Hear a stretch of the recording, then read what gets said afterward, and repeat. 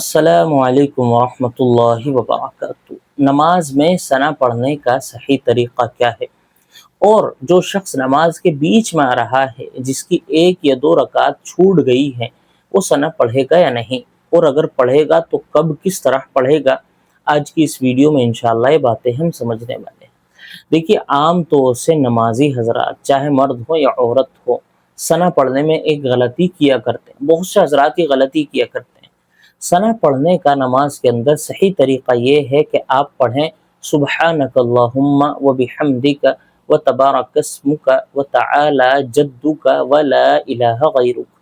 ये सही तरीक़ा है सना पढ़ने का।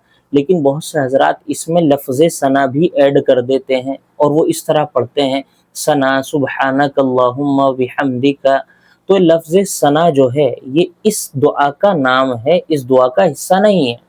तो जब आप अपनी नमाज में सना पढ़ें तो इस लफ्ज़ सना को ना पढ़ें, बल्कि इस तरह पढ़ें सुब्हानकल्लाहुम्मा व बिहम्दिका तबारकस्मुका व तआला जद्दुका व ला इलाहा गैरुक।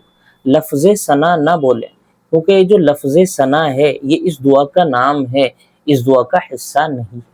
तो ये गलती आमतौर से लोग करते हैं, इसको सही तौर पर समझ लेना चाहिए और जो है इसको आगे लोगों तक भी शेयर करें, क्योंकि बहुत से लोग ये वाली गलती किया करते हैं। दूसरा सवाल का जवाब ये है, यानी जब कोई शख्स नमाज के बीच में आए, यानी जिसकी एक या दो रकात छूट जाएं, तो वो अब सना पढ़ेगा या नहीं, और पढ़ेगा तो कैसे? तो देखो, इसकी दो सूरतें हैं। अगर नमाज के बीच में आने वाला शख्स आ रहा है ज़ोहर और असर की नमाज में, यानी उस नमाज में आ रहा है जिसमें इमाम साहब बुलंद आवाज़ से क़िरात नहीं करते, तो वो किसी भी रकात में शामिल हो, वो शामिल होते ही सना पढ़े। वो शामिल होते ही सना पढ़ सकता है ऐसी आवाज़ में जिससे कि इमाम साहब को कोई परेशानी ना हो, इमाम साहब के कानों तक आपकी आवाज़ ना पहुँचे।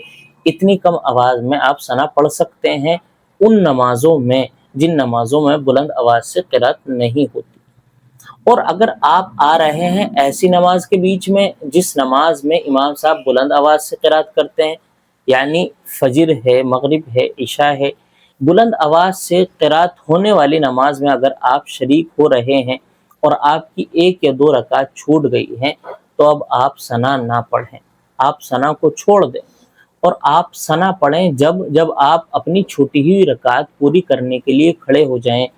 मिसाल के तौर पर आप मगरिब की नमाज़ पढ़ रहे थे और आपकी एक रकात छूट गई और अब आप दूसरी रकात में शामिल हुए हैं और दूसरी रकात में इमाम साहब क़िरात करते हैं, तो आप नियत बांधकर डायरेक्ट यूं ही खड़े हो जाएं, कुछ ना पढ़ें, नमाज में शामिल हो जाएं।